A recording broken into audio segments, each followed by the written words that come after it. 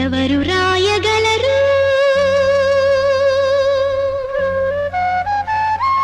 అమ్మాను మాట కన్న కమ్మని కావ్యం ఎవరు పాడగలరు అమ్మ అనురాగం కన్న తీ